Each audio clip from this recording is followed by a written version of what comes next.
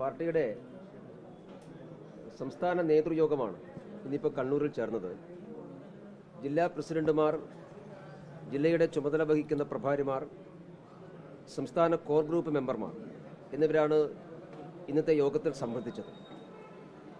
തദ്ദേശ സ്വയംഭരണ സ്ഥാപനങ്ങളിലേക്കുള്ള തെരഞ്ഞെടുപ്പിന് ശേഷം പാർട്ടിയുടെ നേതൃയോഗം ഇന്ന് ആദ്യമായിട്ട് ചേരുന്നതാണ്.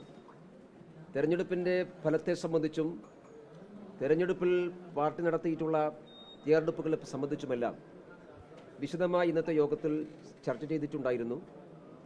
എല്ലാ ജില്ലാ പ്രസിഡന്റുമാരും ജില്ലയുടെ തെരഞ്ഞെടുപ്പ് ഫലത്തെ സംബന്ധിച്ചുള്ള തെരഞ്ഞെടുപ്പ് പ്രവർത്തനത്തെ സംബന്ധിച്ചുള്ള റിപ്പോർട്ട് ഇന്നത്തെ യോഗത്തിൽ അവതരിപ്പിക്കുകയുണ്ടായി. ആ റിപ്പോർട്ടിൻ്റെ അടിസ്ഥാനത്തിലാണ് വിശദമായിട്ടുള്ള ചർച്ചകൾക്ക് നേതൃയോഗം തയ്യാറായത്. പൊതുവെ കേരളത്തിൽ ഈ പ്രാവശ്യത്തെ തദ്ദേശ സ്വയംഭരണ സ്ഥാപനങ്ങളിലേക്കുള്ള തെരഞ്ഞെടുപ്പിൽ എല്ലാ ജില്ലകളിലും 2020 അപേക്ഷിച്ച് വലിയ മുന്നേറ്റം ഉണ്ടാക്കാൻ സാധിച്ചു എന്നുള്ളതാണ് ഇന്നത്തെ ജില്ലാ പ്രസിഡന്റുമാർ അവതരിപ്പിച്ചിട്ടുള്ള റിപ്പോർട്ടുകളിൽ ഏറ്റവും പ്രധാനപ്പെട്ട കണ്ടന്റ്. 2020 ഞങ്ങൾക്ക് കിട്ടിയിട്ടുള്ള ഗ്രാമപഞ്ചായത്ത് വാർഡുകളെയും ബ്ലോക്ക് പഞ്ചായത്ത് വാർഡുകൾ, മുനിസിപ്പൽ കോർപ്പറേഷൻ വാർഡുകൾ ഇതെല്ലാം 2020 അപേക്ഷിച്ച് വർദ്ധിപ്പിക്കാൻ വേണ്ടി ഞങ്ങൾക്ക് സാധിച്ചിട്ടുണ്ട്. മാത്രമല്ല BJPക്ക് ഭരിക്കാൻ സാധിക്കുന്ന പഞ്ചായത്തുകളുടെ എണ്ണത്തിൽ വർധനവുണ്ടായിട്ടുണ്ട്. കഴിഞ്ഞ പ്രാവശ്യത്തെ വ്യത്യസ്തമായി കേരളത്തിലെ 41 പഞ്ചായത്തുകളിൽ ഈ പ്രാവശ്യം BJP ഒറ്റക്ക് ഭൂരിപക്ഷമോ അല്ലെങ്കിൽ ഏറ്റവും വലിയ ഒറ്റക്കക്ഷിയോ ആയിട്ട് മാറാൻ വേണ്ടി സാധിച്ചിട്ടുണ്ട്. ഈ 41 സ്ഥലങ്ങളിലും ജനവിധിയെ മാനിക്കാൻ LDFും UDFും തയ്യാറായാൽ ആ പഞ്ചായത്തുകളുടെ ഭരണം സ്വാഭാവികമായിട്ടും BJPക്ക് വന്നു ചേരേണ്ടതാണ്. ആ പഞ്ചായത്തുകൾ ഞങ്ങളാണ് ഏറ്റവും വലിയ ഒറ്റ പാർട്ടിയായിട്ട് ജനങ്ങൾ തിരഞ്ഞെടുത്തിട്ടുണ്ട്. തൃപ്പൂണിത്തുറ മുനിസിപ്പാലിറ്റിയിലും പാലക്കാട് മുനിസിപ്പാലിറ്റിയിലും ഏറ്റവും വലിയ ഒറ്റക്കക്ഷിയും NDA തന്നെയാണ്. സ്വാഭാവികമായിട്ടും ആ മുനിസിപ്പാലിറ്റിയുടെ ഭരണത്തിന് നേതൃത്വം കൊടുക്കേണ്ടതും ദേശീയ ജനാധിപത്യ സഖ്യമാണ് എന്നുള്ളതാണ് ജനവിധി. അതനുസരിച്ച് ആ മുനിസിപ്പാലിറ്റികളിലും ഭൂരിപക്ഷത്തിൻ്റെ അടിസ്ഥാനത്തിൽ മുനിസിപ്പൽ ഭരണത്തിന് നേതൃത്വം കൊടുക്കാൻ ആവശ്യമായിട്ടുള്ള കാര്യത്തെക്കുറിച്ച് പാർട്ടി ആലോചിക്കും. ജനവിധി അംഗീകരിക്കാൻ മറ്റു പാർട്ടികൾ, മുന്നണികൾ തയ്യാറാകണമെന്നുള്ളതാണ് ഞങ്ങൾക്ക് സൂചിപ്പിക്കാനുള്ളത്. ഈ പ്രാദേശിക തെരഞ്ഞെടുപ്പിൽ കേരളത്തിൽ കണ്ടിട്ടുള്ള ഒരു പ്രധാനപ്പെട്ട കാര്യം അതിശക്തമായിട്ടുള്ള LDF വിരുദ്ധ വികാരമുണ്ടായിരുന്നു. ആ LDF വിരുദ്ധ വികാരത്തിൻ്റെ ഒരു പ്രധാനപ്പെട്ട പോർഷൻ ലഭിച്ചിട്ടുള്ളത് പ്രധാനപ്പെട്ട പ്രതിപക്ഷ പാർട്ടിയായിട്ടുള്ള കോൺഗ്രസിനാണ് എന്നുള്ളത് സത്യതയാണ്. പക്ഷേ ആ സന്ദർഭത്തിലും UDFന് അനുകൂലമായി LDFനെതിരായിട്ട് കേരളത്തിൽ ഒരു വികാരം രൂപപ്പെട്ട സന്ദർഭത്തിലും അതിനെ അതിജീവിച്ചുകൊണ്ട് രണ്ട് മുന്നണികൾക്കും എതിരായിട്ടുള്ള രാഷ്ട്രീയത്തിന് കേരളത്തിൽ പ്രസക്തിയുണ്ട് എന്ന് ജനങ്ങളെ ബോധ്യപ്പെടുത്താൻ ഞങ്ങൾക്ക് സാധിച്ചിട്ടുണ്ട്. അതിൻ്റെ അടിസ്ഥാനത്തിലാണ് ഈ വലിയ വികാരത്തിനിടയിലും BJPക്ക് കേരളത്തിലെ എല്ലാ സ്ഥലങ്ങളിലും ജയിക്കാൻ വേണ്ടി സാധിച്ചിട്ടുള്ളത്.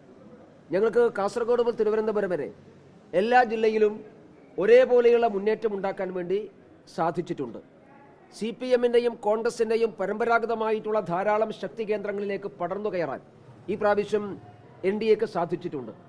CPMൻ്റെ 40-50 വർഷങ്ങളായിട്ട് CPM ഭരിച്ചുകൊണ്ടിരിക്കുന്ന പഞ്ചായത്തുകൾ ഈ പ്രാവശ്യം ദേശീയ ജനാധിപത്യ സഖ്യം ഭൂരിപക്ഷത്തോടുകൂടി പിടിച്ചെടുത്തു എന്നുള്ളത് ആ LDFനെതിരായിട്ടുള്ള ജനവികാരത്തെയും CPMനെതിരായിട്ടുള്ള ജനവികാരത്തെയും ഞങ്ങൾക്ക് സ്വാധീനമുള്ള സ്ഥലങ്ങളിൽ പ്രയോജനപ്പെടുത്താൻ BJPക്ക് സാധിച്ചു എന്നുള്ളതിൻ്റെ ഉദാഹരണമാണ്.